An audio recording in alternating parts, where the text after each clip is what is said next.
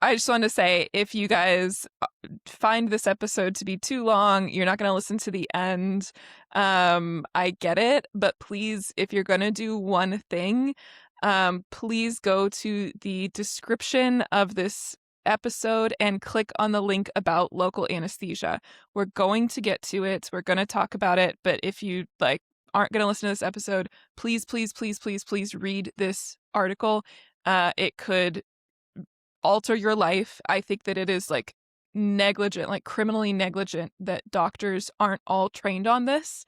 But the fact is they are not, and you need to understand this. So either please listen to us talk about this. It's going to come at the end of today's episode, or click the link yourself and just read about it yourself. But like, you need to protect yourself. This stuff is dangerous and your doctor doesn't know. So I just wanted to throw that in there. Click on the link about local anesthesia. First of all, let's introduce the topic. Today, we are going to be figuring out if you can spot a neurodivergent person in the wild.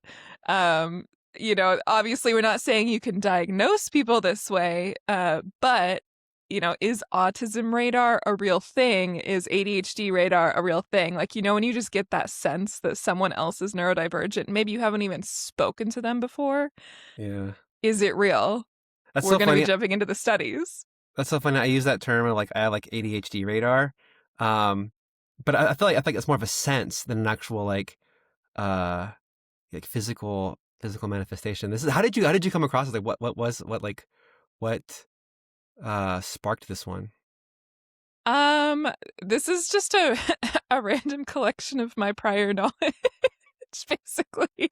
And then there was this one particular study that we're going to get to about first impressions for autistic people, where I was like, okay, this all feels like it needs to be pulled together, because people are, like, spoiler alert, people are picking up on signals, both neurotypicals and neurodivergent people. Like, there are physical indicators that we are different.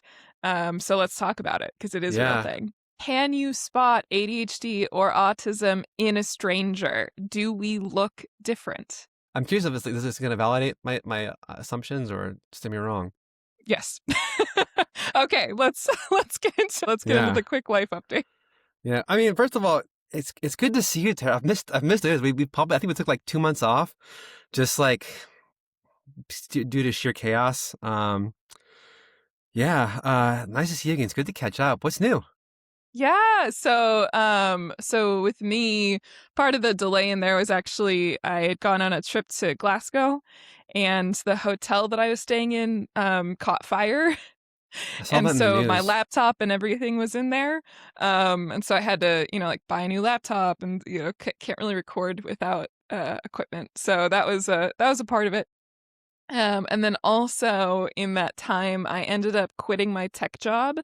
I am doing ADHD and autism stuff full time. I'm doing coaching. And then I also started work on a documentary that's going to take up at least the next 2 years of my life, optimistically, where I'm going around the world and I'm interviewing people with ADHD about their life experiences and pulling it all together in a doc. I have some fairly high-profile researchers that I'm excited about that have agreed to do it. You never know; like, people could drop out.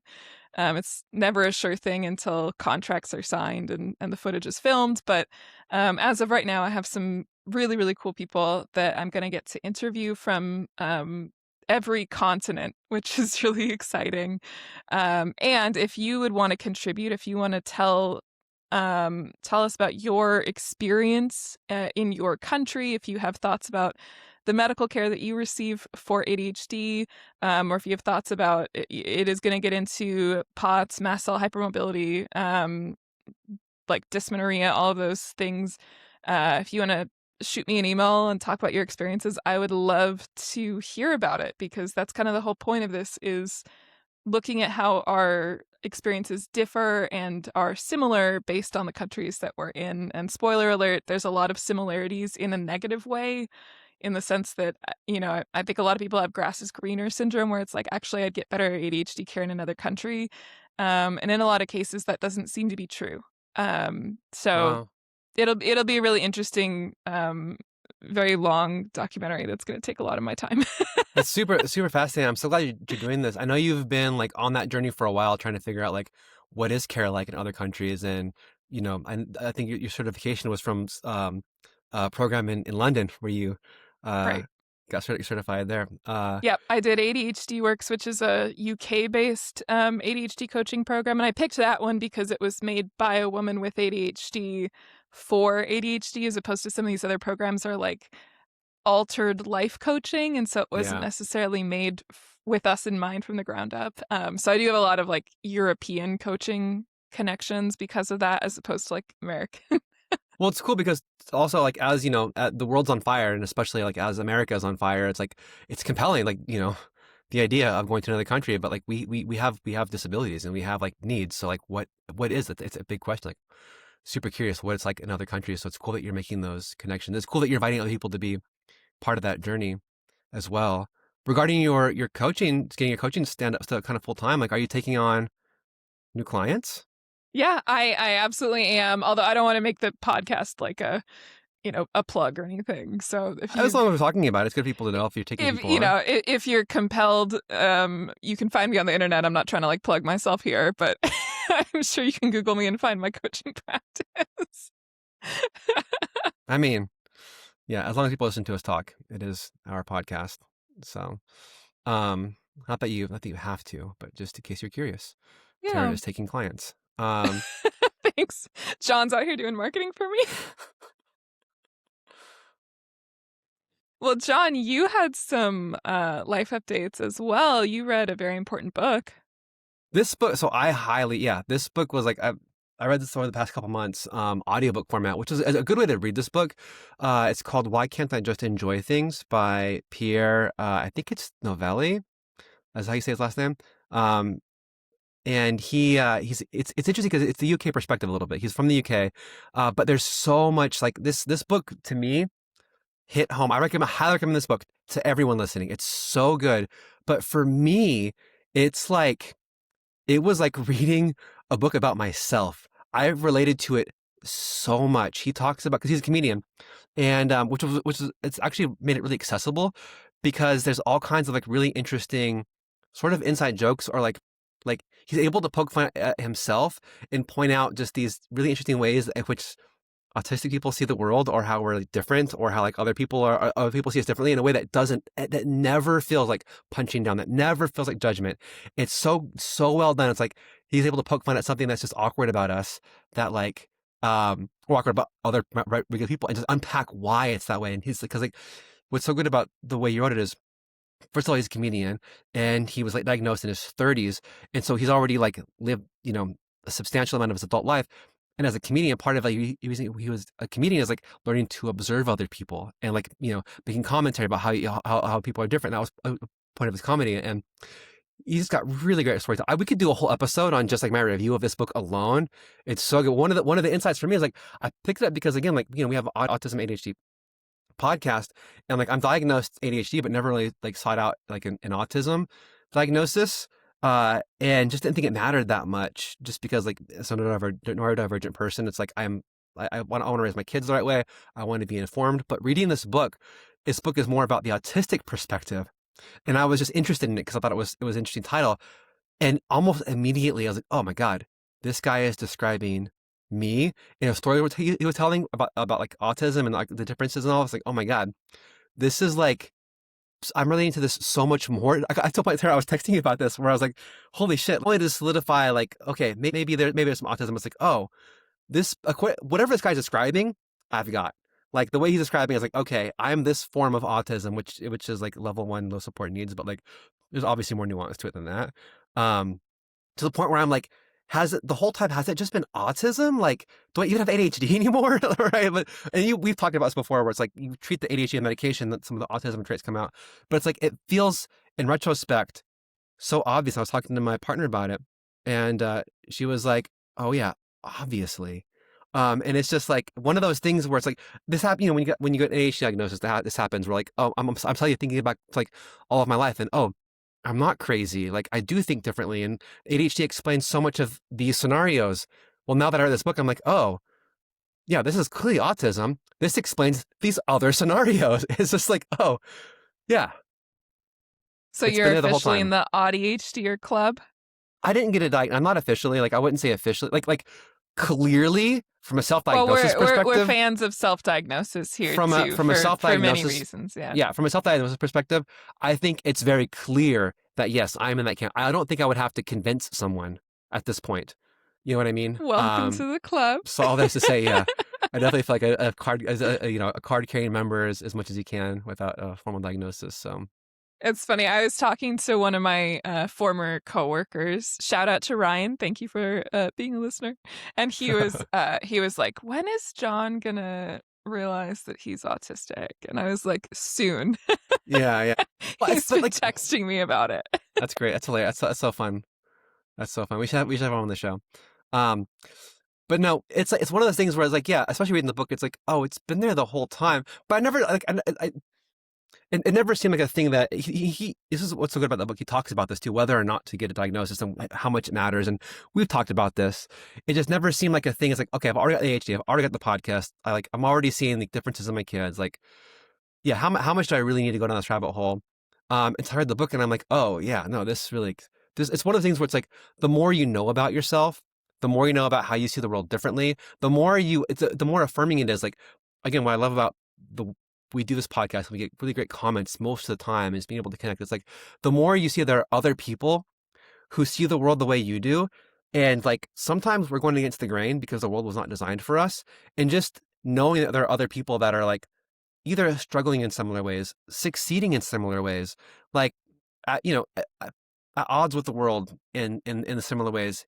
It's like it gives you the sense of community and camaraderie and helps you. The more language you have for it, it doesn't help. Like I don't want to fall in like there's excuses, but it's more like, oh, I know how to talk about this now. I know how to navigate this now. I know what this thing is.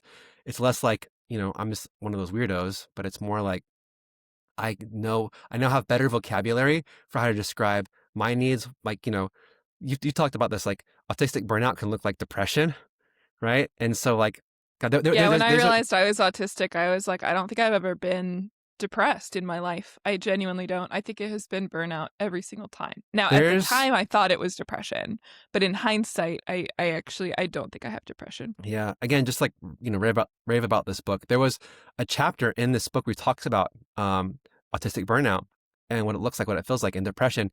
And I was listening to it in an audiobook and I was in the gym because sometimes I'll go to the gym, listen to audiobooks because it's, I'm just one of those. So, but I was in the gym, listening. He starts talking about autistic burnout, and like, I almost lost. I left the gym, got in my car, and I cried the whole way home. And I was gonna go tell my partner about it, and I was like, I started breaking down, crying. Because not because like because the way he described it, it was like, oh, I felt so seen. He described exactly what I was going through, and everything he was saying is like, oh my god, this is exactly. He's putting words to exactly what I've been going through, and he described it, and I just like completely lost it. To the point where I actually queued up that part of the episode and played it for my partner for her to hear. And I was like, listen, this is what's happening to you right now. You just need to hear that. And then I like started crying again because I just like, but it helped, right? Being able to play that for somebody else, I can describe it so much better than I could ever put words to it.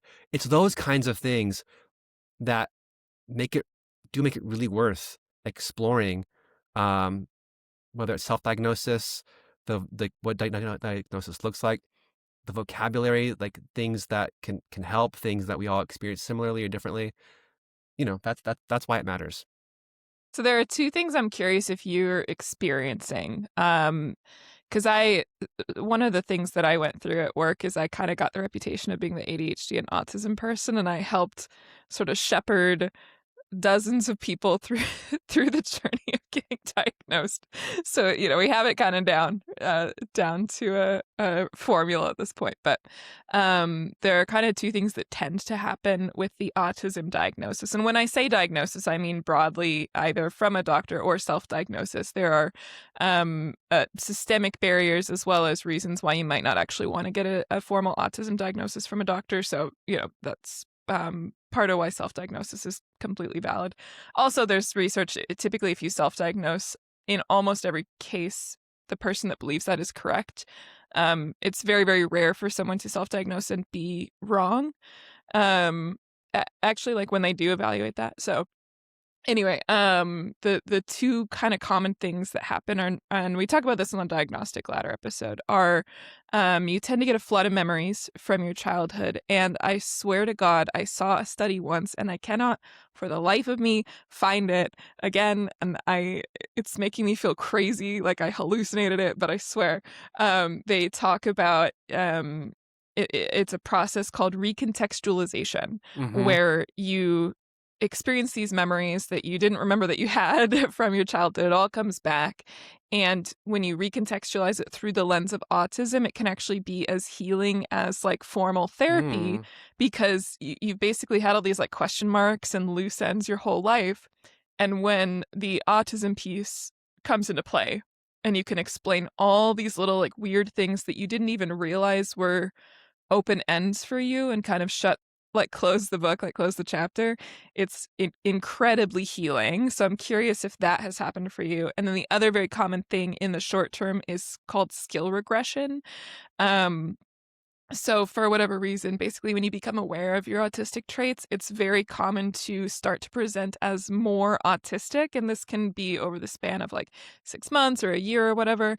And things become harder because it becomes harder to mask. Like basically, once it's almost like when Yeah. you become aware that you're breathing, you're like, "Oh my god," and you start thinking about breathing. And so you can, it's very common to, once you discover your autism, get thrown into burnout, get overwhelmed, have more autistic traits, be like, "How did I ever make a friend ever? Like, how did I ever go to work ever?" So I'm curious, are those things, the recontextualization and the skill regression, happening for you? You know, a little bit, a little bit. He talks about the book too, especially just like the all the masking stuff, like the reasons to mask, how sometimes it can be like detrimental but also beneficial, and how it is a very important skill, even if like it's not always fair. But anyway, to answer your question, a little bit. When I got diagnosed for ADHD, it was huge. Like I had a lot of those moments where like, yes, recontextualization. I even had the regression thing where it's like, oh, this is because of ADHD. And so like, which is also obviously like why I went on a whole journey of like trying to learn about it, learn coping skills, sought out coaching for myself, sought out to become a coach because I was a manager and like wanting to help people. All that stuff is like what kicked off that whole journey off. But it was huge. And I remember that like, just how impactful that was. And I think because I had gone through that, um, like in my like late 30s, I'd gone through it. It didn't happen as much, or as like when I got the ADHD diagnosis, it was like it was like um, I don't even know, opening the curtains, opening the windows. It was like a whole thing. The whole world felt and looked different.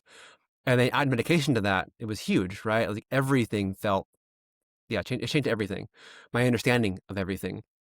And so a little bit has been happening, not as big, because I feel like that was like a huge, like life changing breakthrough moment that completely changed, in some ways changed my identity, but but in other ways actually doubled down on parts of my identity that I like either was trying to like hide or change or mask or whatever. It just like gave me permission to embrace those things in a positive way, which is again like what we like talking about misinformation, dispelling misinformation, trying to talk positively about neurodivergence. Because for a long time I thought like something was wrong with me.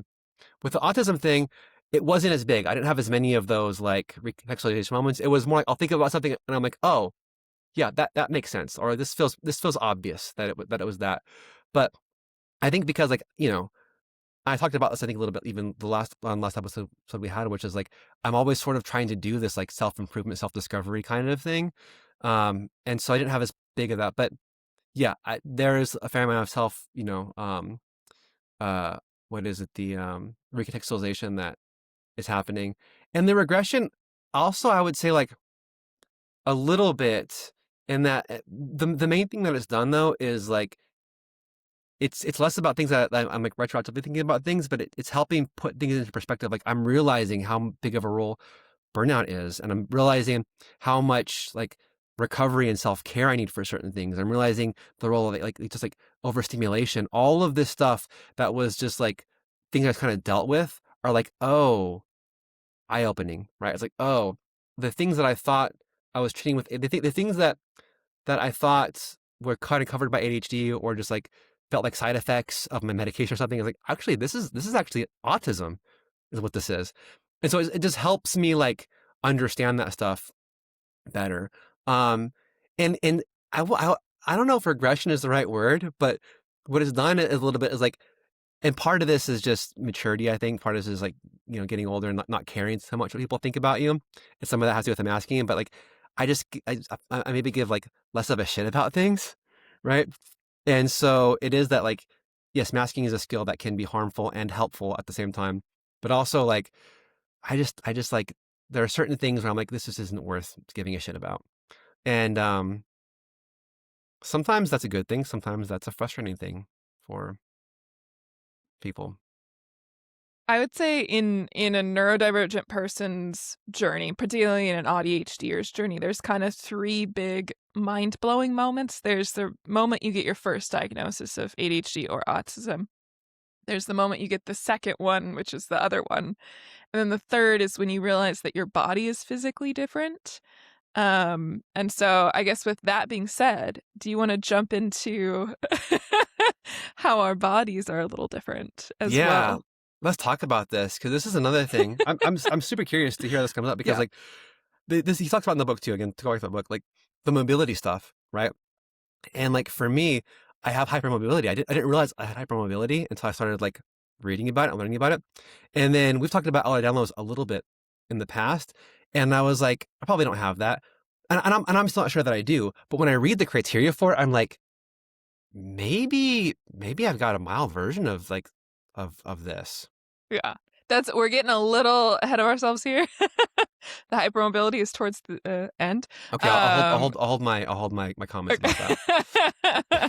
So first, let's just talk about generically how first impressions are formed.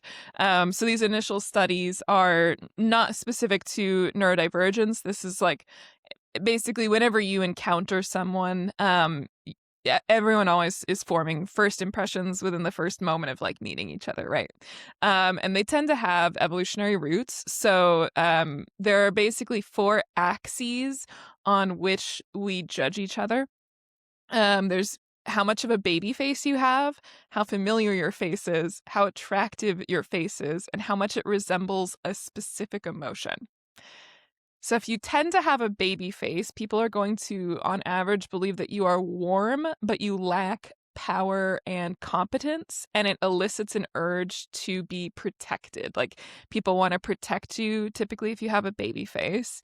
And so when I say baby face, what I mean by that is larger eyes, higher eyebrows, smaller bridge of your nose, rounder, less angular face, thicker lips, and lower vertical placement of features, which creates a higher forehead and a shorter chin. So, kind of those very stereotypical characteristics of a baby, right? So, even if you're an adult and you kind of have those characteristics, people are going to, from an evolutionary standpoint, treat you a little bit like you are more helpless.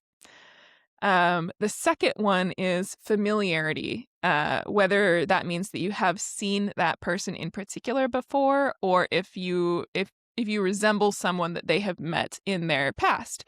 And basically, their reaction to you is going to be contingent on whoever it is that you resemble. So if you are a stranger, but you resemble someone that was nice to that person in the past, they're going to treat you more favorably. And if you resemble someone who treated them poorly, even though you've never met them before, they're going to have a very negative reaction to you. And again, this is from the evolutionary standpoint that you know want to avoid people that are hostile towards you, right? But they do think that this is a bit of a driver of racism because we tend to have less exposure to people of other races, and so because we don't have that familiarity working for us, that's why sometimes people react more hostile towards races outside of their own. Yeah, well, and on the evolutionary thing too, it sort of feels kind of like tribalism, right? Where it's like you want to be around people that you know are safe and you can tell they're safe, and people that are different and others that are not like you or your tribe present danger, right? And so this is just like part of our pattern recognition as humans. Um, every human can pattern match. Autistic people are just a little better. Um, the third axis is attractiveness, which when I say attractiveness, that tends to mean that your face is more symmetrical, more youthful, or you skew more masculine or feminine. Apparently, people tend to judge more androgynous faces as being less attractive on average. Or, if you're a man, they judge your face as being more attractive if it's more masculine, or a woman more feminine. Um, so unattractive faces elicit impressions of lower warmth, power, competence, and health. Like they think you're less healthy, even if you are a completely normal, healthy person. And essentially, that was supposed to be an evolutionary instinct as a proxy to determine if someone would be a good genetic partner to have children with. That that makes sense. The first thing I thought of when talking about attractiveness is like how subjective it is, right? It's like we're all gonna it's very subjective. We're all gonna find different people attractive for various reasons at first, and I don't think it's universal. There's a lot of people that can look at attractive people that are famous and not understand it. But the other side of that, I think, is going to be cultural too, right? It's like so I think symmetry is a big one, but then just I think if cultural. any of those were universal, it would probably be the symmetry one. Yeah. Yeah, that's Yeah. the one that stands out to me. Yeah. But the cultural too, like you're gonna have different like cultures are gonna have different standards of beauty that influence what you Right. think is attractive or not. Right. Yeah, like if you look at, South Korea, the sort of ideal for what a man looks like tends to be a lot more effeminate than the ideal for what like a masculine man looks like in the United States. Yep. Yep. Like you can look at K-pop stars, they wear makeup, they have much softer features, like they're very, like I would say, sort of pretty, like the way that Americans would describe as pretty, but that is like the peak masculine look in South Korea. So it is fascinating that there's some objectivity with sort of the sex differences, right? Like the jaw shape and stuff. But then there's also a pretty heavy dose of subjectivity based on those cultural standards. Yeah, and I think to add that too, I think that especially around the masculine, just as a guy, I've thought about a lot about this. But like for some people, the masculine, somebody who presents as masculine, if you're attracted to that, it might be because there's a sense of like safety that is like assumed with a certain masculine type, just depending on your upbringing and your culture. But I think for other people, that over masculine presentation can present a threat and be like intimidating or scary, right? Yeah, I think Even as that's like fair. another guy. Yeah. And so then the last axis that we judge people on is basically the resemblance of specific emotions. So this is, resting bitch face, right? So if you have naturally lower eyebrows on a neutral expression, then it makes you look angrier. Or if you have naturally higher eyebrows and you look more surprised, or naturally upturned corners on the mouth, make you look happier. Those are going to be things that are going to really influence first impressions. And the sort of evolutionary advantage of that was that again, wouldn't want to be going up to people that are presenting as like hostile and trying to be friends with them. Here's how I should have done. I was autistic. Like you're talking about this, and I'm compelled to make these faces, and like I'm compelled to like prove that I can do all of them. I can't, but it's just like I must. Yeah, no, it's interesting that we'll get into facial expressions in a minute here for autistic people, because there's like a lot of research on that. There's less on the ADHD side, but to kind of wrap all this up, first impressions super duper duper matter for being able to make friendships. For they have research on healthcare outcomes, your first impression really matters. Career outcomes, I think that one's probably more intuitive to folks. And even whether or not you are convicted of a crime. There is a good amount of research that shows that the direction that a jury leans depends on these highly sort of superficial first impressions. So this stuff is a big deal. Um, we're going to talk about the way that autistic people form first impressions in a minute here, but I just want to establish that that it is meaningfully impactful in every aspect of your life. Also, before we jump in, at first, it might sound like we're kind of doing something similar to talking about gaydar, and I was looking into whether gaydar is real. And there are actually fundamental differences here, and gaydar research is pretty deeply flawed. So if you look up headlines, there are tons of headlines that are like, yeah, gaydar has been proven real. There are a number of studies that do that. And then I actually found a study that explains why all those other studies are not valid. So the original sort of term of gaydar kind of came about decades ago, and it was where people in the in-group who were gay or lesbian were trying to signal that they belonged to that in-group without tipping off the out-group in social settings. So you can imagine you're in a bar, right? Gay men are trying to signal to other gay men that they are gay without signaling to the straight men that they are gay, because that could be dangerous. So that was kind of how the concept of gaydar initially developed. And so people who are like gay or just otherwise not straight would use subtle cues such as clothing choices, haircut, like lack of beard and stuff like that to help to communicate that. And a lot of the gaydar research tends to gloss over that nuance. So, for example, they did a study where they used machine learning to distinguish between the faces of straight men and gay men by pulling images from dating apps and from social media. And they were able to tag people on social media based on whether they belonged to their like Facebook groups called "I Love Being Gay." so that's kind of how they pulled the faces that they trained it on. And so the algorithm could distinguish with very, very high accuracy between straight and gay men. And so they concluded that there must be some sort of difference in facial structure due to lower testosterone levels in gay men. But this is probably not accurate. Gay men, even in their profile pictures on social media, are using those cues to sort of signal in-group, out-group. It's more of a cultural thing. Like they found that gay men are more likely to, they being a subsequent study that was criticizing this study, more likely to use a filter on their photos. They're more likely to not have facial hair.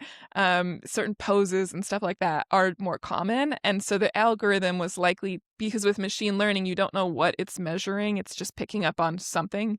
This is part of the problem with like when you use machine learning for things where there should be some level of accountability and it's a black box. Well, it's terrifying to the idea that we can use That's a machine learning to problem. identify Yeah. like people that might be gay or neurodivergent or all of the Right. above, and we have cameras in every corner, right? Like Right. that's scary. So, right. So that's probably what it was picking up on, is actually like the use of filters and the use of just different hairstyles and stuff like that. Well, it's So also yeah, signaling to people like, um, hey, we're both different, and you're safe with me. yeah, And that's yeah. going to be true like if you're gay, but it's also going to be true if you're like neurodivergent. It's going to be true if you're like in more of like a in any setting, signaling to people that, hey, we're both different. Well, so the neurodivergent one is actually different than the gaydar one because we do have physical differences.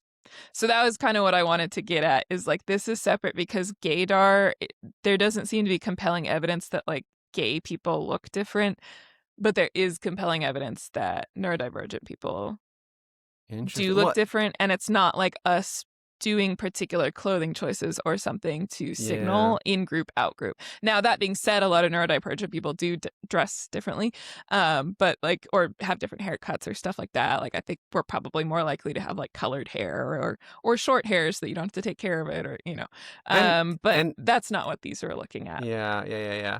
And more likely to be gay. And more likely to be gay. That is true too. All right, but let's move on to the actual research on autistic faces. So I did actually talk about this one in the Francesca Bridgerton episode, but I just wanted to bring it back up again because we didn't have John there for this one. I'd love to hear your opinion on some of the the images of the faces because I find them really creepy. They're But creepy. They're so They're creepy. creepy. But Like basically, why? they used advanced facial motion tracking to analyze more than 265 million data points across 5,000 facial expressions for autistic and non-autistic people. So this was a like breaking new study. It came out in January 2026. Very, very robust data set looking at our facial expressions. So, what they found is that for anger, autistic participants depended more on movements of the mouth and less on the eyebrows compared to non autistic people.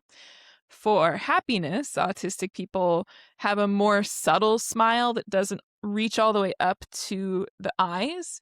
And then for sadness, we have a more downturned expression by lifting our upper lip as opposed to non autistic people who kind of form the downturned expression by not lifting the upper lip as much. They also found that alexithymia, higher levels of alexithymia, are linked to facial expressions of anger and happiness that are more ambiguous. So, like if you're looking at the face of someone who is alexithymic, um, it's going to be less clear cut if they're expressing anger or happiness. Um, and then another point worth mentioning, kind of before we get your impressions on some of these faces, is that a separate study showed that only 30% of autistic individuals have trouble reading facial expressions, and the other 70% scores similarly to neurotypicals. So this really undercuts that. Like they always talk about, like one of the core aspects of autism is that you have impairments with recognizing emotions. That's only true for 30% of us. The other 70% have not a lot of trouble, little to no issue with recognizing facial expressions in others. And so I would argue, because neurotypicals pretty universally have trouble reading us, and 70% of us can read them and can read autistic people, that Yeah. those of us that fall into that 70% actually have a more robust skill set. Mm-hmm. So, Yeah. just trying to debunk some stereotypes here. Totally agree with you. And uh, yeah, it's like I think part of that too is like needing to convey your emotion to people because you've been told that people don't know what you're thinking or like whatever, so you have to kind of overdo it at times, which means we're really good at observing. We've been really good at like it goes back to that whole like identifying threats versus safety thing, right? We've been good at identifying the emotion of the other person is feeling because you know what they're gonna give to you. Yeah, yeah. So, John, looking at these images from the study, what are your impressions? I mean, these images are just weird. Like honestly, I like hearing you break it down. I'm even after hearing you break it down, I'm not sure they even look that different. Like they look almost the same. That's so funny. I feel like they are so different. And I Wow. don't know that I could explain to you why, except for the happy one. The non-autistic guy clearly has more like teeth in the smile. But otherwise, I don't know that I could explain it, but I do have very strong gut reactions. And in every case, I prefer the autistic face. So like for the Oh, happy one, interesting. the non-autistic face looks creepy. I don't know that I could explain why. The autistic face just looks like a normal smile to me. For the angry one, the non-autistic face looks like aggressive, like I feel more threatened actually, versus the autistic face just looks more like mildly annoyed. And again, I cannot even really point to you on the photo what is different. Like if it's literally a side by side. I cannot point it to you. I just get different feelings looking at both of these faces. And then the sad one, the non-autistic one, like looks like a stoner. And Well, then yeah, 100%. Yeah. the autistic one just kind of looks more sad to me. So I just thought that I have a very visceral reaction to the non-autistic facial expressions, even though they are so similar that you can barely even point. Like again, the only difference I can really see clearly is that the happy smile, you can see more teeth with the non-autistic. Well, I mean, let me just like say this, put out there, like they're all creepy. This is a They are creepy, okay. It's weird, all like uncanny valley. uncanny valley. Like it looks like like Sims or something, right? Like it's weird across the board, right? So it's hard for me to have any emotion other than like creeped out by all of them. But given that, like just like given that, um, maybe another part of this is like the non-autistic ones almost look like they are inauthentic in some way, or like they're trying too hard. Yeah. The models look like they've been pushed a little bit too far, right? Yeah, I agree with that. Yeah. But it's in subtle ways. Yeah. Yeah. So you guys should click on the link in the description. We always cite our sources. This one's about the different facial expressions, and see for yourselves if you have a reaction. Because I just thought that was so weird, where I was like, oh, I feel things when I look at these faces. All right. And then moving on to the next one, it's not just facial expressions that are different.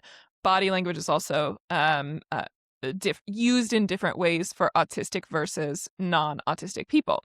So research consistently shows that people rely on body language more than facial expression to determine how others are actually feeling. This is universal, autistic or non-autistic. If your face shows that you are disgusted, but your body shows that you are angry, pretty much everyone will conclude that you are angry if there's a mismatch between the face and the body. So universally, everybody does rely on the body more, but autistic people use body language even more than non-autistic people, like to a greater extent. So they found that body posture has a significant influence on facial expression perception.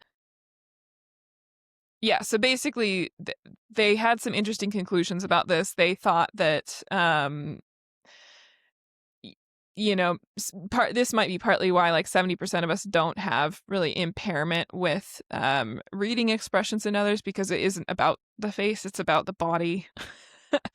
um Another thing is that they found with children also tend to rely on body language far more than faces, and so that's also true with like autistic adults. So that was kind of interesting, but That yeah, makes we just rely on body language a lot more.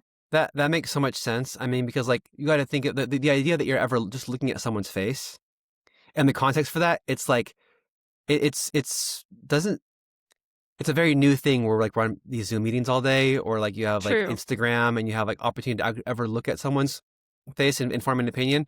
In the real world, right? You're looking at it's context. And the reason the expression of the body language matters is because you're trying to determine what are they going to do next in any situation you're in, right? That is an interesting point that I'm sure there'd never be a formal study behind it, but I do wonder if autistic people are having slightly worse workplace outcomes with the rise of remote work. And look, I'm a fan of remote work. Like you could not get me back into an office for $1 million. But like, but I do wonder if, because we are relying on facial expressions more, and because our facial expressions tend to be so different, if people are basically being held back at work because of that. Well, I do wonder if that's a outcome.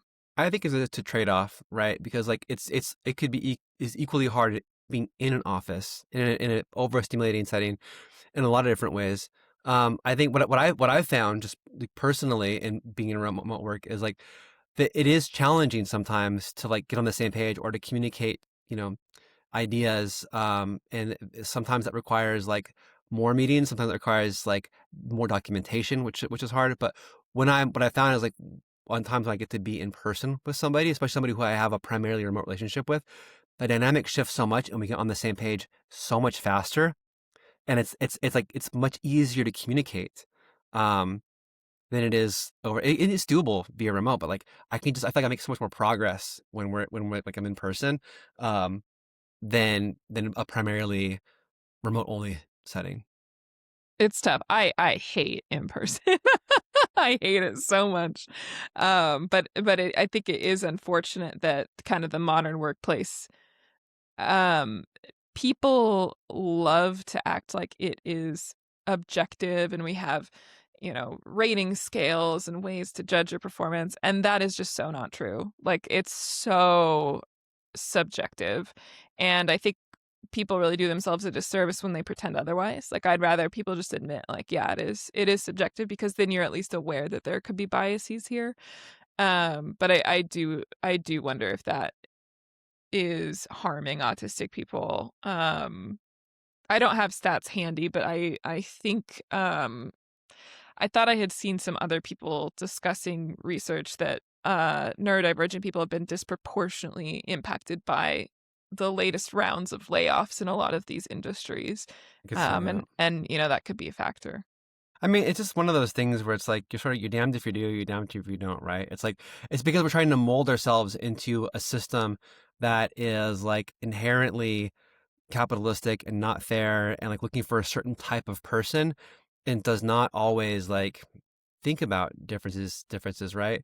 Or accommodate them, which is I think you can get some of the accommodations with a diagnosis, but like this, it's not accommodations first, but in most places. So it's like when you're in an office, it can be hard. It can be much faster to like to burn out, to get overstimulated, to be able to focus, to not minimize interruptions, and there's all the like the motivational, the effort to like get to and from an office and get around, and so it could be a lot more productive to be working remotely, right, in a remote environment. But then that itself has its own things of like if the person that is managing you in a remote setting cares a lot about, wants to see the work you're doing, it's going to be a different story. It's rough. It's rough. And yet they need us. That's the irony. Like, we genuinely do make organizations better. That yeah. Yes. So anyway, what does this all mean? How do we bring this all together? What's the deal with the facial expressions? So there's a very good meta-analysis of 21 different studies, and so this was really the part where I was like, I need to make an episode about this because it's heartbreaking. Neurotypicals consistently have a worst first impression of autistic children and adults in every medium except for speech transcriptions, with the effect size typically being moderate to large. So if they hear us, if they see us, if it's a video, even if it's a still image of us, just a photo, they have a worse impression of us. The only time they don't is if it's just our words written on a page. So, uh, What's the study? What's the context for that? Like it's they who's did it in a bunch of different ways. So this was a meta-analysis of 21 different studies. This came out last year. 21 different studies that have explored it in different ways. So I can walk you through a couple examples. One of them had neurotypical adults and children rate like basically rank or score short video clips of autistic and neurotypical children, just talking about their daily lives, families, and interests. so The this is adults neurotypical people passing the judgment in this one. Exactly. The adults ranked the autistic children as less expressive, and the other children ranked the autistic kids lower on all aspects of friendship, just based off these little videos of them talking about their lives. So it's, if you felt like as a kid that your teachers might have been kind of biased against you, or other kids might have been biased against you, that was not in your head. That's a real measured effect that they've consistently shown across studies. Another example, autistic and non-autistic children were recorded retelling in a brief video a story about a young man's safari. They showed a mix. So they tested this on still images, like a screenshot of these kids telling the story, audio clips, silent video clips, and video clips with the audio turned on to non-autistic adult participants who rated the children on social awkwardness. They universally ranked the autistic kids lower across all form factors, like even photographs. Um, and it's not just it's not just non-autistic adults. This is true for other autistic adults as well. So another study, so this is just calling out a couple of the 21, autistic and non-autistic adults were recorded engaging in a mock job interview. They used video clips with audio turned on, and they used text transcripts of the speech, and they presented it to a group of non-autistic adults, and they rated everybody's the autistic adults were ranked worse on every first impression factor unless it was just a voice transcription. And then they try the experiment again using other autistic adults rating each other. Um, so autistic people are just nicer in general. We have better first impressions of everybody, but we still tend to rate other autistic people less favorably than non-autistic people. That's so interesting. I wonder why and where some of this is coming from. But because like the first thing that sort of comes to mind when you're talking through this is like I have a growing hypothesis that contrary to like in popular studies that autistic people are actually more empathetic and have higher uh empathy No, for others. there's a ton of research behind that. That's absolutely true. Yeah. Yeah, I just say that because like so much of what you hear in pop media is the exact opposite of that, right? But so I think yeah, definitely that we're more empathetic. Um, and but it's fascinating that like the impressions are are still like have some sort of measurable impact on how you perceive somebody. totally.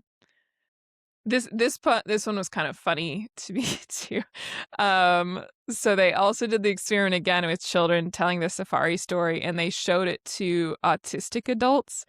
So autistic adults rank all other adults higher, whether you're autistic or non-autistic. Like we just have better first impressions of all adults, but we have worse first impressions of all children.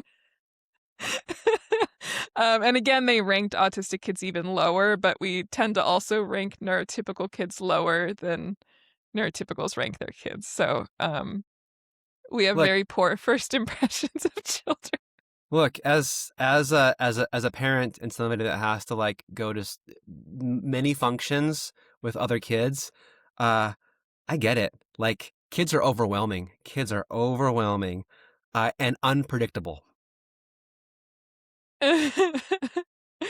Oh gosh, yeah, I thought that was funny. But yeah, so basically to sum it up, in all these different flavors of experiments with different setups, different talking points, whether it's an interview or retelling a story or just talking about your life, every time autistic children and autistic adults are always universally ranked worse on first impressions, regardless of who is doing the ranking, which is just super, super sad. And I hope that this helps to undo potentially some of the, you know, I don't mean to use this lightly, but gaslighting, because I really do think there is some level of gaslighting when, and I don't mean like in the TikTok sense, I mean in the sort of questioning your reality sense, when you feel like um the world is kind of biased against you and everyone's like, no, no, no, it's in your head. Maybe you have a chip on your shoulder. Maybe it's your attachment style. Maybe it's this or that. Maybe it's your social anxiety. And it's like, no, no, they judge photos of us more harshly. We don't even have to say a word. They judge photos of us more harshly. So it's like actually not in your head. Yeah, I feel this every performance review season. Yeah. Yeah. Yeah. So when they were analyzing all these studies, basically they split them up into three different categories. There's interpersonal attraction, psychological and personality traits, and social and communication presentation.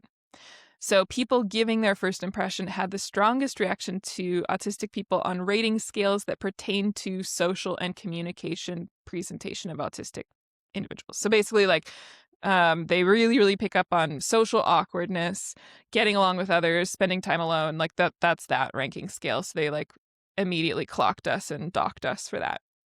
They also docked points for interpersonal attractiveness, so likability, being able to start a conversation with that person, like just general attractiveness. They dock a lot of points there.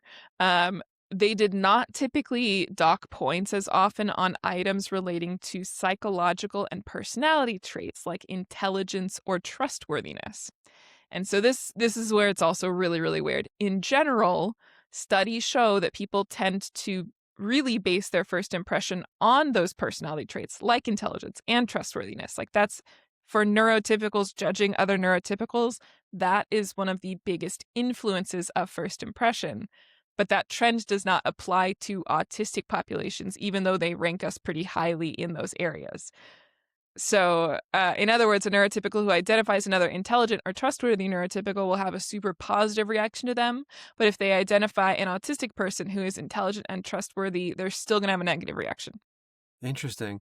No, so all of this is first impressions, right? Like, how much do first impressions matter? I mean, a lot. Like it impacts your health outcomes. Like it literally impacts how much time and care a doctor puts into you. It impacts obviously job for very obvious reasons, and like I said earlier, it impacts how likely you are to be convicted of a crime by a jury. It impacts friendships. It impacts relationships. Like this impacts really every facet of your life. Great, great. So, yeah, just don't commit crimes and don't have a job and Yeah, don't have we friends. kind of always have to be working 10 times as hard to get a similar output. Well, So, yeah, and I feel that. And I thought that's where yeah. masking comes in so much, right? It's like we have to work Yeah. harder just to, level set with Well, and other it's like if people. they're able to judge us off of a still photo, how do you mask that? You know?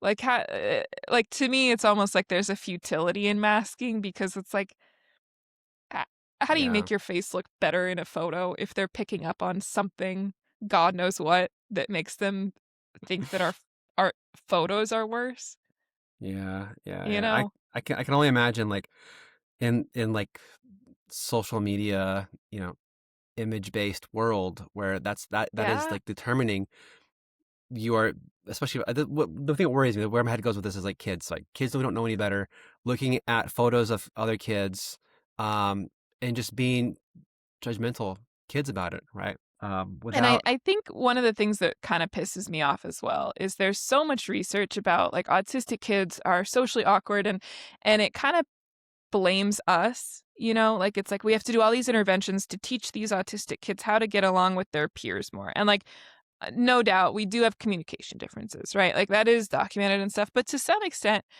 it's not. To some extent it is just other little kids are judgmental. And so, like 100% of the research is so fixated on what we are doing wrong, and it yeah, really puts the blame on us. And there is a non-zero factor that is just out of our control. yeah. So, yeah. Some of this feels cultural to some degree, and some of this feels like era dependent, right? Like, and again, to go back to that book that was life changing for me that we started off with, he talks about this a little bit towards the end of the book, which is like the way we perceive autistic people and their differences and their contribution to society depends on the kind of the era that you are born in, right? Because if you're talking about like Victorian era, so you think about Victorian men, right? Like, you have collections of things. You have to be just really Right. really nice. A lot of consistency. Yeah. People go out. You're not meant to like be really loud or like boisterous, and like a lot of these autistic traits. Well, a autistic person in the Victorian era or even Edwardian era, like would have just fit right in. That would just be like normal British behavior, right? Um, mannerisms and being polite and all that, right? Structure and process, those kinds of things. Um, but then like you fast forward to now, and it's just like again we're up against like the technology we have, the era that we have, and the things we have to contend with. Yeah, and it's interesting. There's kind of there's some like jokes going around lately where it's like, are you autistic or are you just German? Are you autistic or are you just British? It's funny, British culture and German culture are so very different, but they do overlap in some ways with like autistic traits.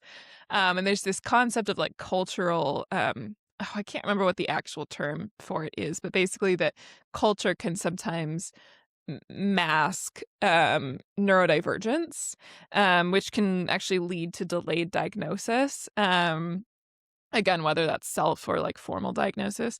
And so that's kind of interesting because I wonder, there are these sort of outward traits. So like Germans, for example, have very strict rules around like what type of trash goes in which trash cans and like recycling and stuff, and schedules for when you're allowed to take your trash out and everything, which could come off as very autistic. But the stuff that we're talking about here, the facial expressions, I do wonder if that's universal, how that might differ between cultures. Like I know in some cultures, like Japanese culture, you don't make as much eye contact. That can be sort of aggressive. So, so Hmm. I wonder if there's a less pronounced effect there.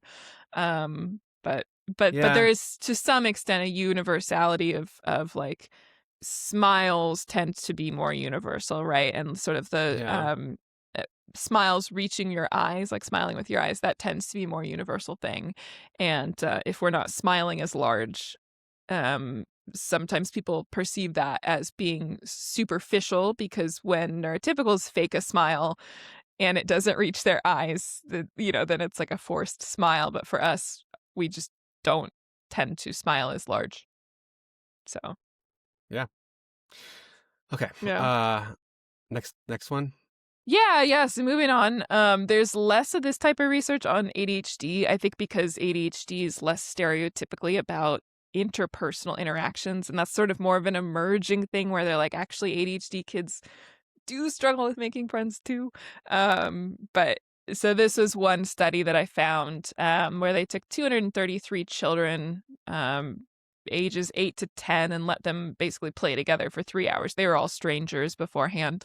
Afterwards, they surveyed the kids to get their first impressions on each other, and they found that the kids with ADHD were less liked by their peers. Um, and the effect was basically more pronounced the higher you rated on the ADHD symptom scales.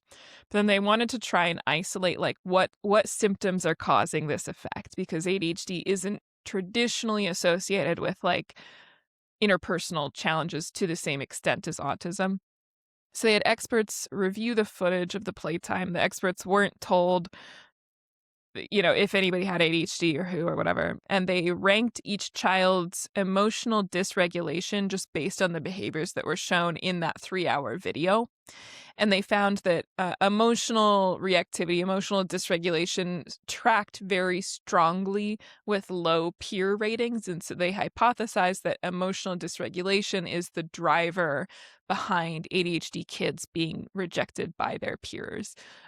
So that one makes a little bit more sense to me. I can see as a little kid if you are around other little kids that are having these very, very outsized reactions to things where that could sort of almost feel a little bit unsafe, a little bit scary. So I understand that one a little bit more why you might see that effect. But yeah, that the ADHD kids have a lot harder time making friends as well. Yeah, I mean, I could see that. I also like lived through it, but some of that too. I think is this is where like the how you encounter someone, how you like are introduced to them, the behavior matters. In this case, like, this is where like just the photo alone is gonna be tricky, right? The behavior matters because yeah, if it's hard to sit still, right? If you can't sit still, that's gonna be something that's noticeable. Right. Well, and when you think about some of these sort of interventions where they try to force ADHD kids to sit still and like not, fidget and stuff like that. And then they end up having like a temper tantrum because they're dysregulated, because they're not able to regulate in other ways. That's going to actually impact their ability to make friends as well. And so it's kind of cruel for many reasons. And we're going to talk further about the stimming thing in a minute here, but it's actually kind of quite cruel to try to make ADHD kids fit in that way because then it will also impact their interpersonal network. Yeah. Um, just by the way, as an aside, the slides. Okay, so these are all the effects of first impressions. But what about physical body, right? Because we also talked about a lot of your impression of other people has to do with body language rather than facial expressions and stuff. Um, well, our bodies are different too. So there's actually something called the autism posture, and that can very much be a physical tell of autism. So again, I'm not saying that you could like diagnose somebody off of this stuff. This Although I have this. the autism posture. Yeah, this is like well, this is how my hips are shaped, like my leg. This is what I look. This is what my skeleton looks like. In case you were Yeah. curious. Yeah.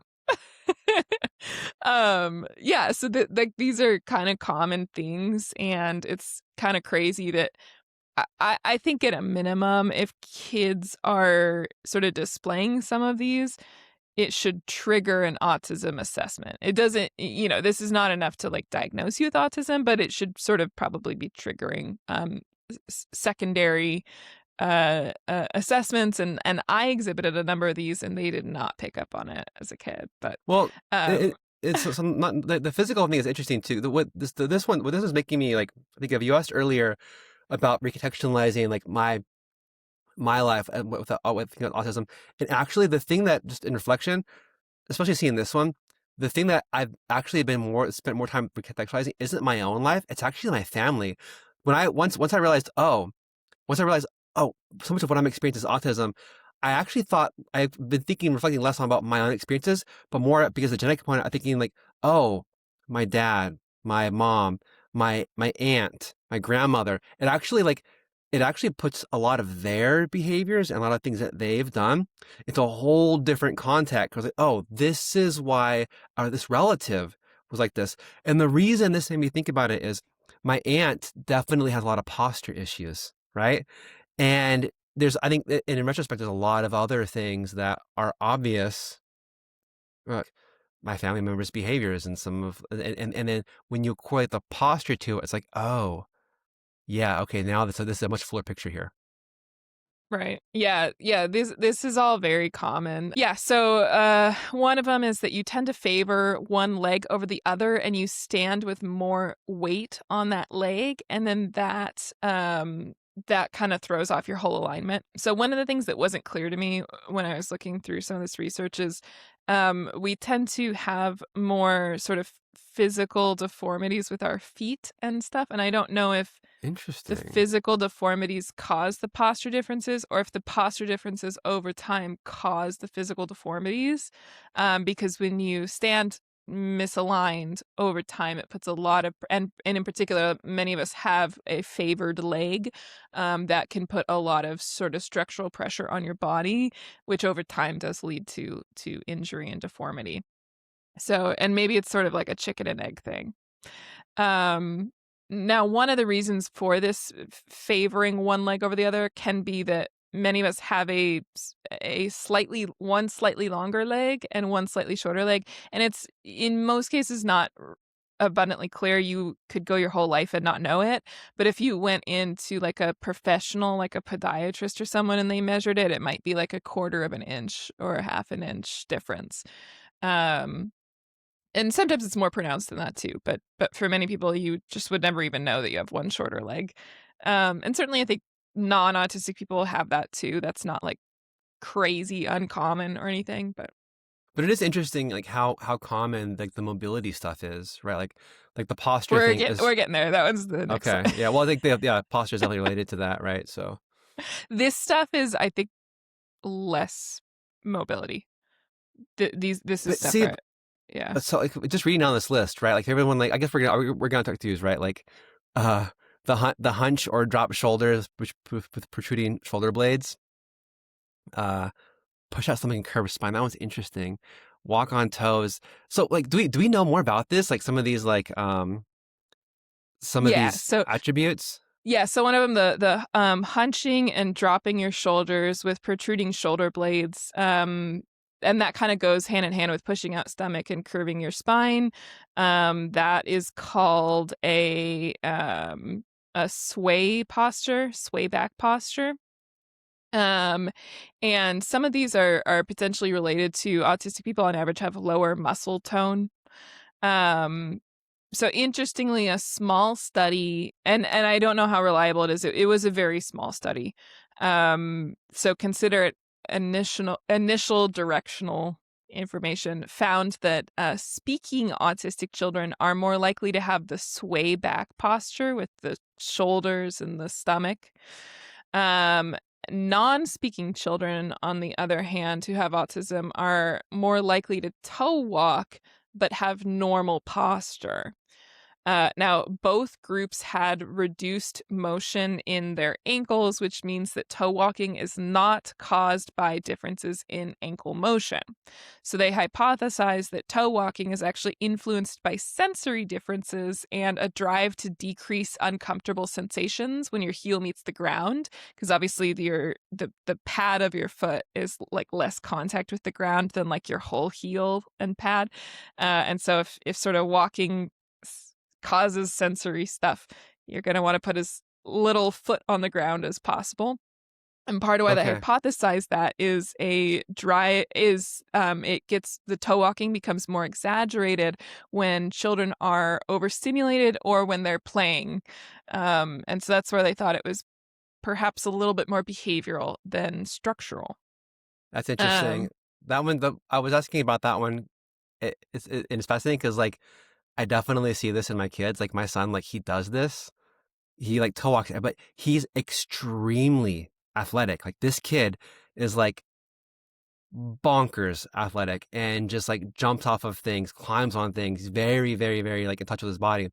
But I'll notice when he's playing, or like sometimes like at the end of the day or tired, he does this where he like toe walks.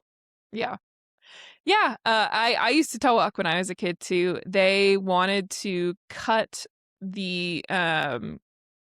my hamstrings to make it like like surgically cut them to make me stop toe walking. And luckily my parents did not agree to that. But Great. uh, this is what I mean, where they don't.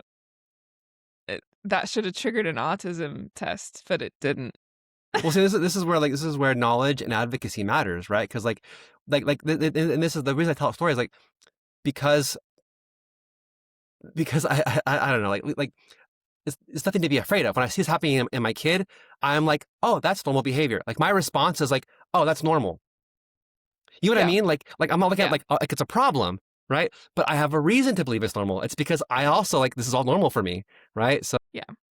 Well, that's why and I'm worked again, up I about think it. that there's a component of medical gaslighting that happens here because you tend to hear the narrative that like I think especially with ADHD that like we have less discipline, that we don't work out as much, that you know that even posture issues can be like a sign of laziness or things like that. And honest to God, it is not. It is we have lower muscle tone. Muscles are the things that are supposed to hold your posture in place, and if your muscles are if you are born a little bit weaker and it's harder to hold those muscles in place, that is not a moral failing. Like that's a physical difference. And so I Yeah. really hate that it can sort of again lead to medical gaslighting. Um yeah, I don't know. There's a couple more that I think kind of group into this category. So one of them is like standing with T-Rex arms. This is one that I noticed Huh. that I do when I'm like Yeah. not paying attention, where you like hang your arm as a shelf almost instead of just like hands down by the side all the time. I've seen memes about this online, Yeah. but it's also something that I 100% relate to. Yeah. Yeah. We tend to sway back and forth a lot more while we're walking. And we also tend to have knees that buckle inwards. So these are all, like very postural differences. So what causes all that? Besides the low muscle tone. It's typically dysfunction in the vestibular and proprioceptive systems in the body. So the vestibular system is your inner ear, and it's basically telling your brain, where am I? It's sensitive to head movements. Like if you tilt forward or back or side to side or anything, it's literally your body's like biological gyroscope, and it's detecting movements on the X, Y, and Z axis if you're like a technology person or an airplane person. Um, so dysfunction in the vestibular system is also the reason why motion sickness is so common for autistic people. And then in addition to the vestibular system, you have the proprioceptive system, which basically tells your brain, where am I in relation to other objects?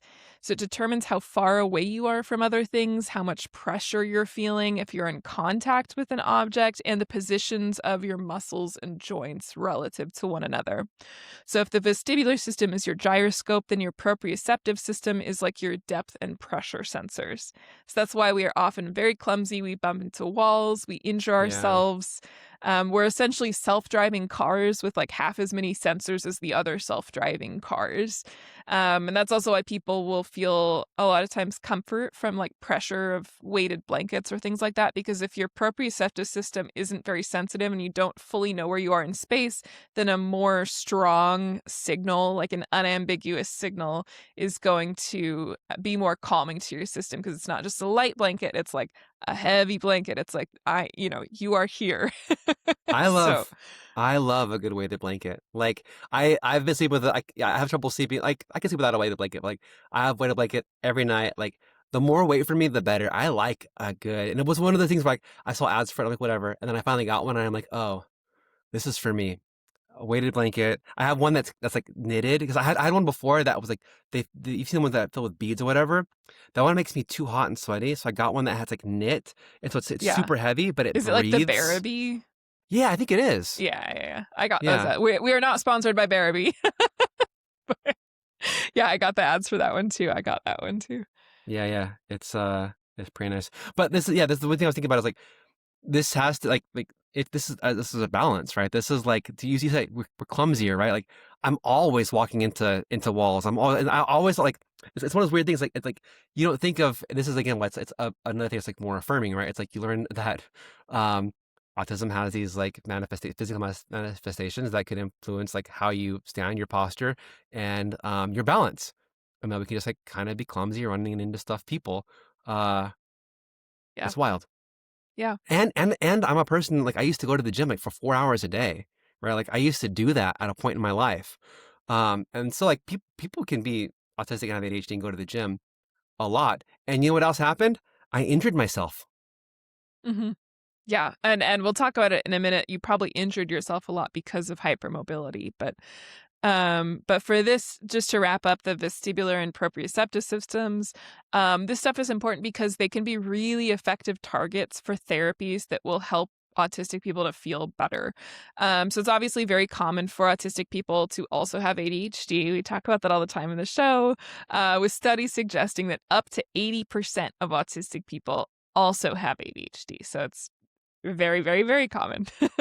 But modern studies are actually showing that autism comes with its own distinct flavor of hyperactivity that is separate from ADHD hyperactivity. So, ADHD related hyperactivity is often externally driven and associated with executive dysfunction, and it's going to decrease with medication.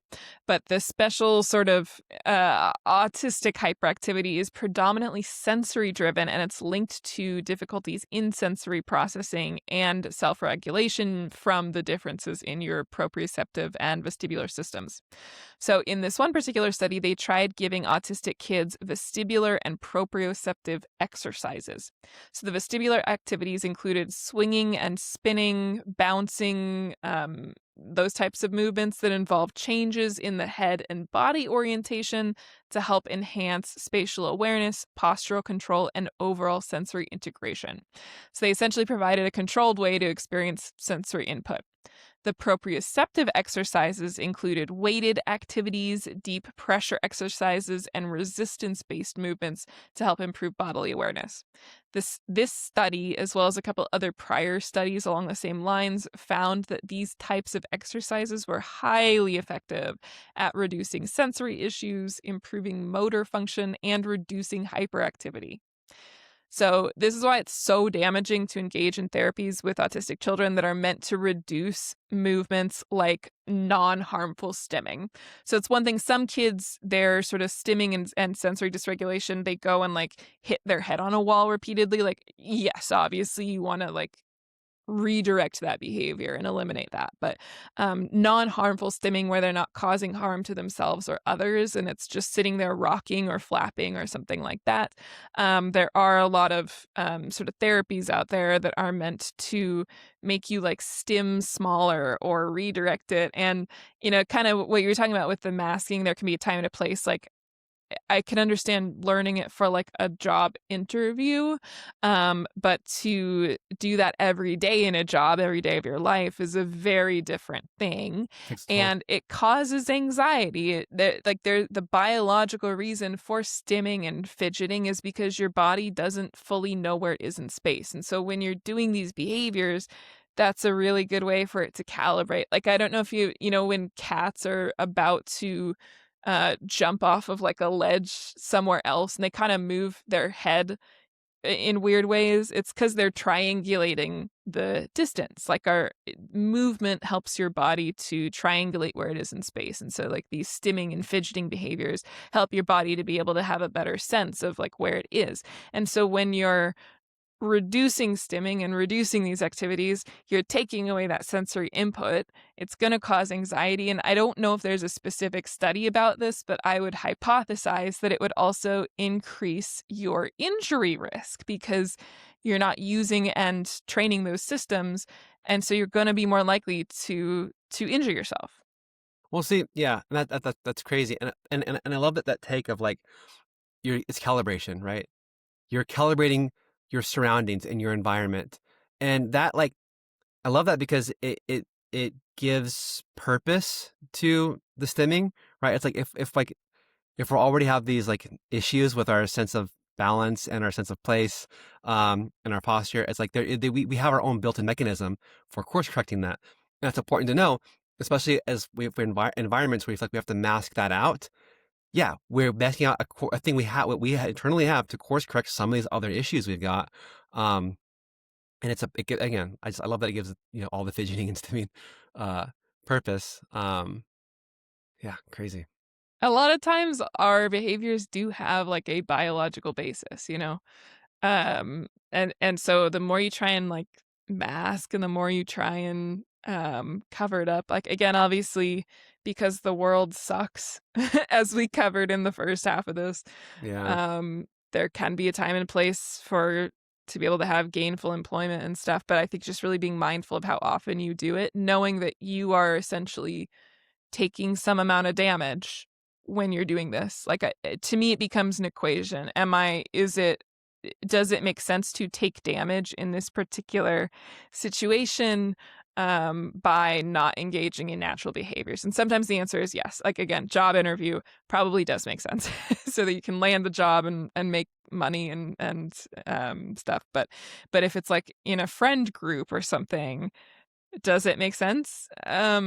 Maybe less so. Maybe get a different group of friends, right? Yeah. Or if it's like you're deciding like working in office versus remotely and you could be autistic more freely at home, even though it might prevent you from getting a promotion. Maybe that is still worth it, because if you're taking damage every single day, that's a lot of damage. And then, finally, to move on to the last sort of physical difference that we'll cover today, and this is a pretty wide blanket one, and we're just going to be barely scratching the surface on, is hypermobility. God, I So, have all of these. I had no idea. This is another one of those things where it's like, is just the more revelations of like, I'm on this journey. I'm like, oh, I've definitely have autism. Went through all of these things. And like, holy shit! yeah, hypermobility is a Someone should have really shown me a picture of this like a long time ago. it's a very wildly underdiagnosed one, and so the statistics are probably a little bit unreliable. What we know right now is that probably half of all neurodivergent people, and this is either ADHD or autism, this is equally applicable, are hypermobile. If you're a woman, that the odds probably go up to around 80%. But again, you're talking about an underdiagnosed condition paired with an underdiagnosed condition, and so it might even be more prevalent. So essentially what Okay. hypermobility is where you have your differences in the collagen bonds that your body forms. And so this is going to impact to some degree every joint, every tissue in your body. There's going to be small differences. Now, typically, you will have particular joints or tissues that are more impacted than others, but it really can have full body effects. And so, the way that they score that right now is something called the Baton scoring system. Now, keep in mind the Baton scale is flawed. So, like I said, you can have hypermobility in any joint in your body. The way that they do it today is looking at a couple more common and easily measured joints. So, two of those are your fingers, your thumbs, and your pinkies. So, if you can touch your thumb to your forearm, that is considered hypermobile. So, on my left hand, I can touch it all the way.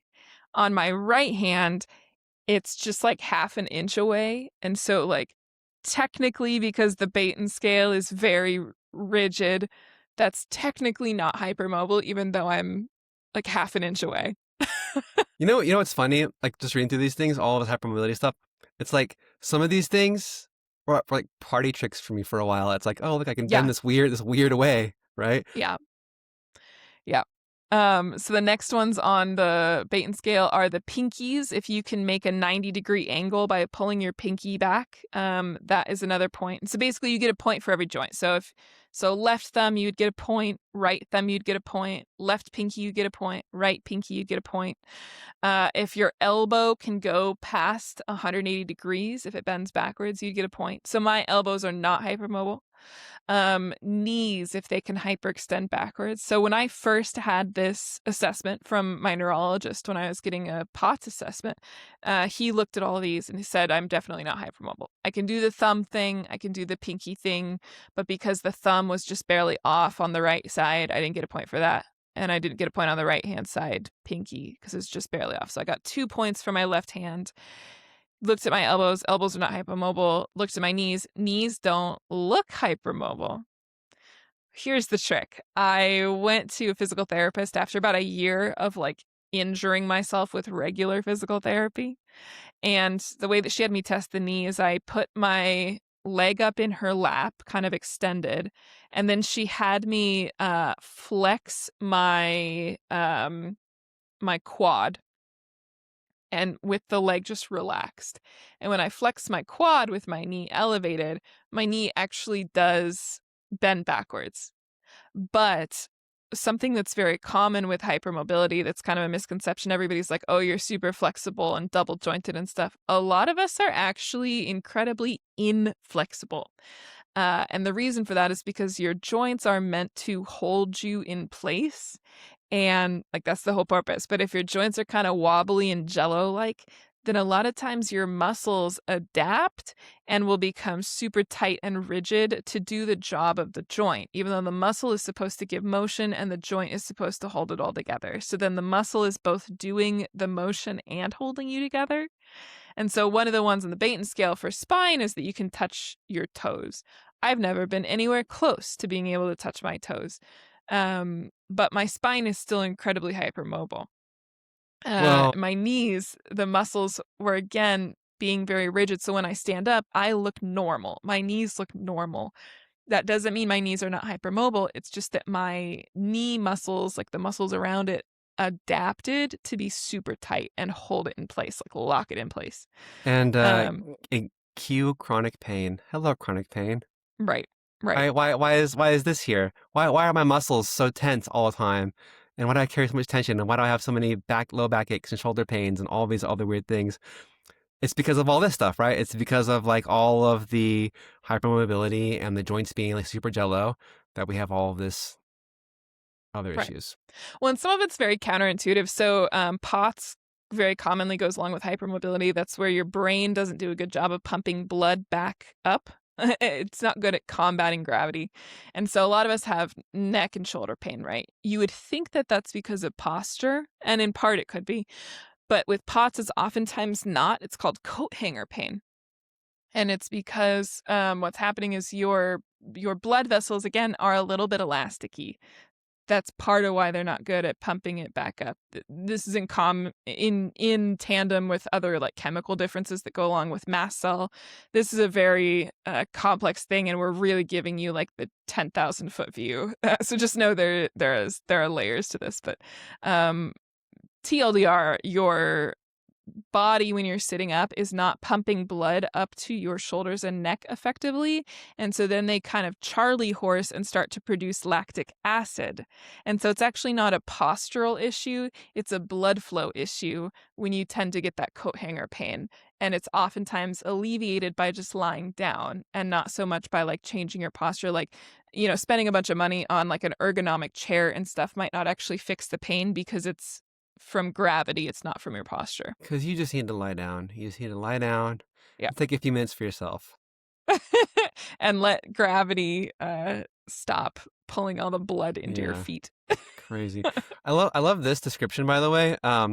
Velvety, stretchy, thin skin that flaps under hand dryers. Yes. So It's so skin specific. differences are really common. Everybody's skin can kind of flap under hand dryers a little bit, but when you see very dramatic, like like under those high-powered hand dryers, that can be sort of a sign that you have very elasticy skin.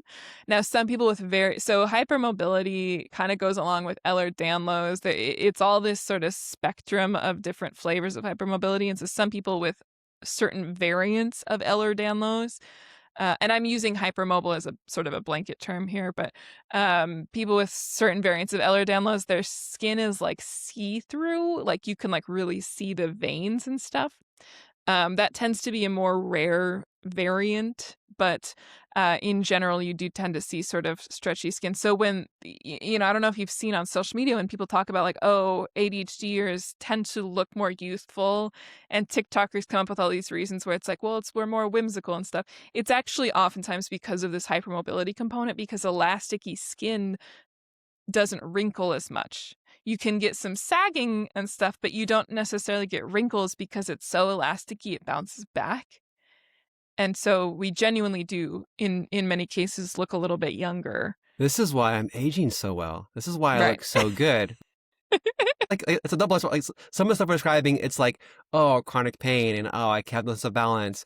Oh, and I have velvety, stretchy, thin skin that flaps under. Kind of, it's like some of it sounds like a weird like superpower, right? Like, what's your superpower? Velvety, stretchy, thin skin that flaps under a hand dryer. Oh, and I look youthful, well into my 40s. I was like, okay, these are yeah. So some of them are unfortunate and weird, and some of them like, oh, Yeah. I have velvety, stretchy, unaging This is skin. this is where I get really torn on the genetic research component of all of this, because there's a lot the autistic community has a lot of fears about genetic research on autism that are very well founded, just because there's sort of a eugenics component where it's like, well, we want to eradicate autism, and people are like, hey, don't. you know but I sort of am in support of some amount of genetic research, not to cure the autism, but to cure these comorbidities that go along with it, because hypermobility can be incredibly detrimental in many ways. I have more talking points on this, but um I don't want them focusing on how to cure the autism. I want them focusing on how do you cure um the pain. How do you deal with these sort of postural issues, and how do you how do you help me to be able to not injure myself during physical therapy, and like that, like, and have regular circulation and blood flow and stuff. Like that's where I think, and they are genetic, right? And so you do need genetic research for that reason, but um unfortunately the focus oftentimes is on the getting rid of autism, as opposed to like, let's get rid of the hypermobility, please. Well, it's yeah, and it's so crazy, right? Because so much of it, so much of the research and all of it is framed around like these people are different. Why are they so different? Why are they so weird? Instead of like there are different people, and because of that, there are some of these conditions that we could actually like. These are the things we could actually make a meaningful difference in people's lives if we're paying attention to that, but we're not. We're focused on the communication. We're focused on like the oddities and all this other stuff that makes it harder and more challenging to like be in a normal 9 to 5 workplace, right? Instead of the things that could actually make that you know yeah, you know what would make Right. work easier? It's not like curing autism, getting rid of autism people. It's like making it more comfortable to sit down in front of a desk and actually get your work done. Yeah, and so some autistic people take a very dogmatic perspective where they're like they just want like a moratorium on research, and I don't agree with that, but I completely respect that position. I understand where that's coming from. I'm like, Yeah. frickin' funnel the money into this stuff because this sucks. The hypermobility sucks. Um, but yeah, so anyway, like I said, I am hypermobile. I have a lot of these things. They didn't catch it because they like didn't test my knees correctly because I'm one of the very inflexible types. My spine is like crazy hypermobile. One of the issues with the Baton scale, they'll literally take out like a protractor to measure these things on you, and a spine is really hard to measure with a protractor. But like working with my more experienced physical therapist, she's like, wow, you can really do, like cobra pose, like bend it really far back. I can't bend forward, but that's because the muscles in my legs overcompensate. The hamstrings overcompensate.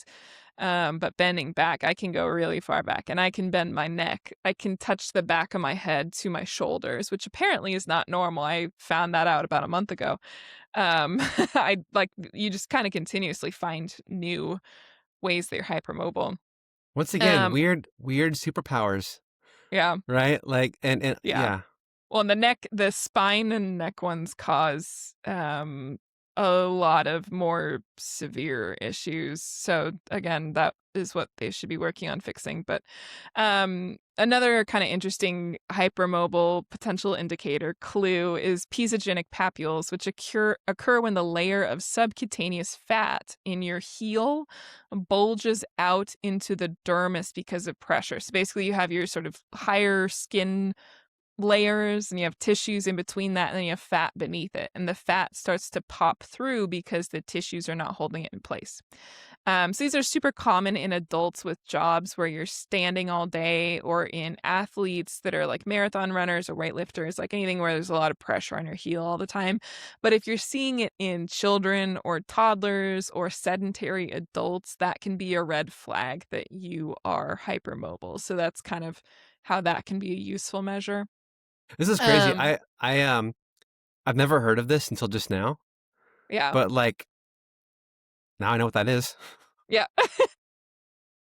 Yeah, I think a lot of people are gonna go look and see the little spots on their heels. Another kind of very impactful thing about hypermobility is dental health. So the lining inside your mouth is often very thin and fragile. You can wound yourself very easily. Like on tortilla chips, like on a tortilla chip. Like on a tortilla chip, flossing. So I kind of got, again, medical gaslighting from a dentist when I was like flossing every day. And they were like, you still kind of have bad bacteria in the mouth. And so they like didn't believe me that I was flossing every day. Which, by the way, your oral microbiome is just naturally different with ADHD and autism, and it tends to have more pathogenic bacteria. And so when doctors kind of act like they like again, they always frame the dental issues like it's our fault. Like, well, they're just not compliant. Um, but sometimes you are compliant and you still have pathogenic bacteria. We just have different oral microbiomes.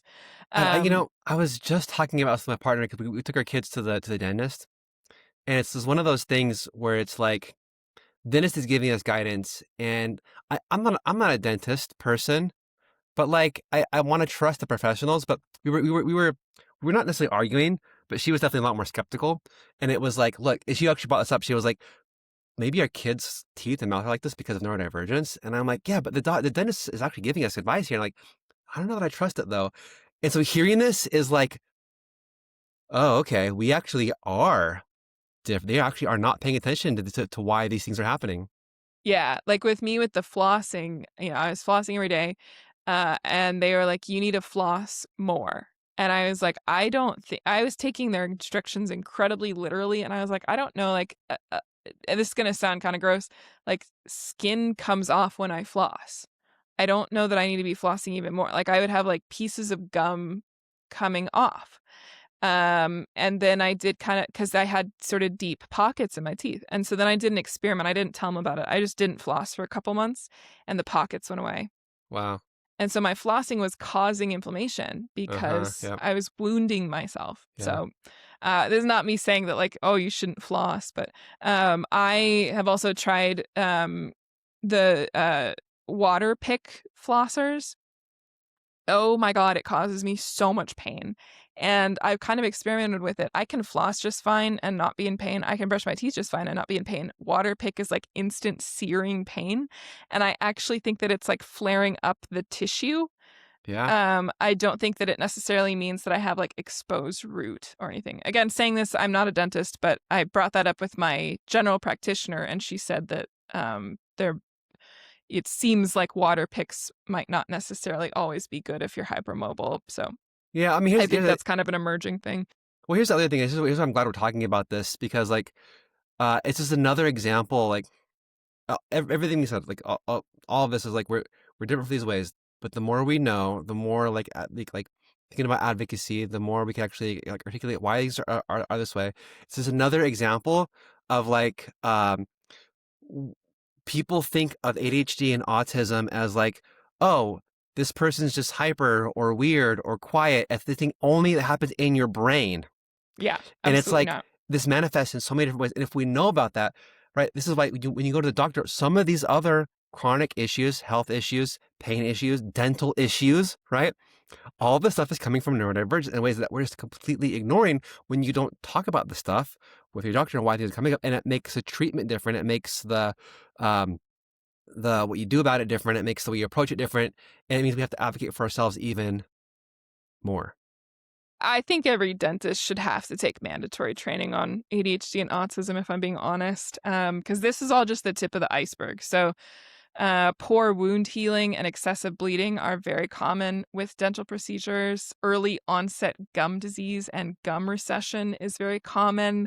Having slightly wiggly teeth are really common, which may accelerate the gum recession. And when you think about it, the gums are tissues, they're more elasticy, right? And so they're just going to behave differently. So when you're getting orthodontic work done, it's actually very common for, like if you're doing braces or something, for it to be completed ahead of schedule because the gums are not holding the teeth in place as rigidly as non-hypermobile gums. So it's very common to finish your round of braces actually really quickly, but then you also tend to relapse really Hmm. quickly if you're not wearing a retainer every day because they're just not rigidly holding it in place. Like I still have kind of clicky teeth. And actually I should have mentioned this earlier. Just clickiness in general in any of your like when you walk, if you crack your knuckles a lot, anything, cracking your back, popping and clicking and stuff, frequent bruising, and even for people that don't have the sort of muscles that overcompensate, having frequent dislocations, those are all very common with hypermobility. So but, your teeth are no different. Clicking and popping in the teeth is kind of a thing. Um, Abnormalities with the shape of the roots of your teeth are very common. And then because the neck and spine are often overly flexible, you tend to see a range of issues with the temporomandibular joint, like rigid movements, pain, dislocation, trouble with eating, popping, headaches, ear pain, trouble opening your mouth all the way. And I also had temporomandibular issues growing up. What is temporomandibular issues? It's the big muscle that kind of holds your jaw in place that goes like around the back of your mouth. What's Uh, the jaw thing that you can get like tightness in the jaw? What's that called? It's TMJ. That's what it yeah, is. yeah. Yep. So that's because of the hypermobility. Um, Yeah. What so about they wanted to put me into a head plate because of my temporomandibular issues as a kid. great. And again, luckily my mom didn't do that, and we just started massaging it every day, and it like helped a lot. But also, I just don't open my jaw all the way because they were concerned that when I open it all the way, it like pops, and it's like, well, then I just don't do that. Mine does I'm that. like, I don't want Yeah. all this like dental hardware, like it would have really impacted, especially as a kid, really, really Yeah. impacted my um ability to eat and stuff. So anyway, this is really common, and it's because your neck and your spine are very unstable. You get a lot of movement with hypermobility, and so then that can really tighten that joint. It's again the sort of muscles trying to overcompensate for wobbly joints. Yeah. The last one that I wanted to touch on today, and again, this is a really high level overview. There's so like there are you could talk about hypermobility for days. This is going to be a huge part of my documentary. Actually, is talking about this stuff. But if you are hypermobile, you are almost certainly resistant to local anesthesia. And this is again a case of medical gaslighting because surgeons, dentists, they're going to tell you that you're fine and the pain is in your head because they gave you a normal or even above average dose of local anesthesia. It is not in your head. This is a known side effect of hypermobility is that local anesthesia does not work on you. I have had so many friends who have gone into dental procedures, gone into like having abscesses drained and like having procedures and being told that the pain was in their head, but they felt every second of this surgical procedure. And so this is where it is so important that you self-advocate and that you get a surgeon or a dentist or whoever that is going to listen to you, because a lot of times they think that you're being a hypochondriac and you are not. This Or is that, real. This is yeah, documented. And you do not want to basically experience a procedure or a surgery like non-anesthetized. Okay? This is dangerous and doctors don't receive any training on this. that's wild. That's great. But it's another one of these that explains a lot. Like, uh, I've definitely experienced this. They like not only do they think that, yeah, or they think that you're like looking out for drugs, that you want like some sort of like drug addict thing. It's like, no, uh, I'm not. Yeah, this happened to me recently. I had a medical procedure, and it was like, oh man, it's like you're talking about it, I'm having flashbacks, and it's just like, and It and it, causes PTSD, like no, I because I literally was PTSD to do these procedures without anesthesia. because I was telling him, I was like, I can feel this, and he was like, you shouldn't, you should be able to, and I'm like, I don't, yeah, oh man, okay, It's not in your head. It's not in your head. It is a well-documented thing. There is a ton of hypermobility research that shows this. They don't yeah, 100% know why, but it is a well-documented thing. And so if you check the show notes, I have a link in there that basically is a handout to give to your doctor from cool, yeah. But you need to make sure that they're going to listen to you and just know that like it's not in your head. And it's yeah. I think that it is medical negligence, the fact that they can sit there and tell you that they gave you enough anesthesia and you should be fine because you're not. And you're not crazy. You didn't make it up. You're not drug seeking. This is a part of your body and they just didn't bother to learn about it. Yeah. So I get Yeah. really angry about that one. Well, it's again, this is I'm glad we did this episode because like I feel like I've learned a lot, but also it's in the realm of like self advocacy and just like knowing why this stuff where stuff comes from, and knowing there's like for some of this stuff like it's interesting because when we first started talking about it, it's like I was worried that we go in the direction of like we look different, so you can profile us, and actually I love where we ended up because it was like there are differences that are meaningful to be aware of, because it means that how we move through the world. It's not just communication issues, right? It's not just like wanting quiet and overstimulation. It's how we move through the world is meaningfully different in ways that we can accommodate ourselves. We can be more aware.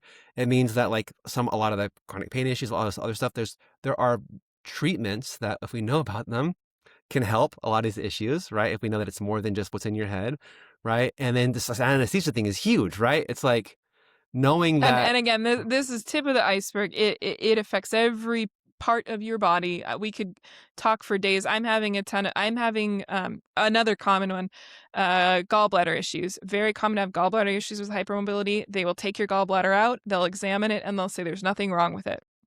And it's because it's not and this is kind of piecing together research. They haven't I'm dealing with this right now, and so this one's a sore spot for me. But if you are POTS or hypermobile, basically almost certainly have either very slow stomach emptying or very fast stomach emptying because, again, your gastrointestinal tract is overly flexible, right? The sphincters are not going to be doing their jobs correctly.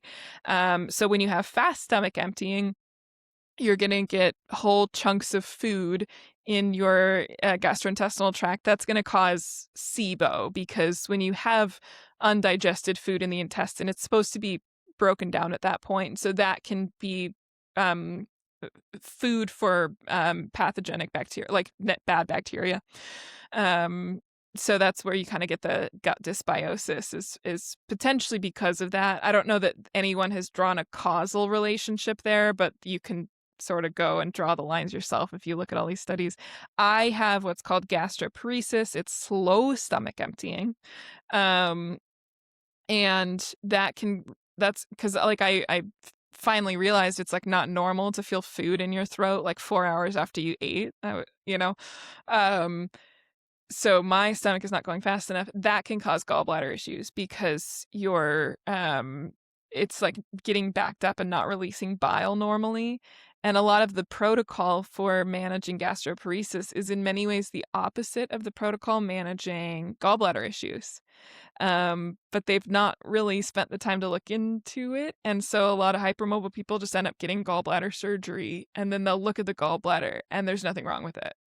So, again, tip of the iceberg, a really fun thing. This is my party trick when people talk about, oh, I have such and such mystery issue. Google that word plus mast cell, Google that word plus hypermobility, Google that word plus POTS. You will almost certainly find a study. And that's my fun party trick. People are like, how did you predict that I have this and this? And I'm like, Huh. pattern matching, dude. Like, it's Yeah. not even, I can send you all these studies. It's not, you don't have to have a medical degree to be able to find these studies and see it. So, it's truly, this is tip of the iceberg. So hopefully this has been like, yeah, interesting, helpful, enlightening, and like I'm glad again. So it's been great to catch up. And glad to have this conversation because I actually, if anything, feel more empowered now Yeah. because not only do I have reasons for like all this stuff that's happening, but it's like, oh, there's actually things I can do about some of it. Yeah, explains so much. Yeah, ADHD and autism, I think, are equally a physical health condition, if not more so than Yeah, in your brain, the more you learn.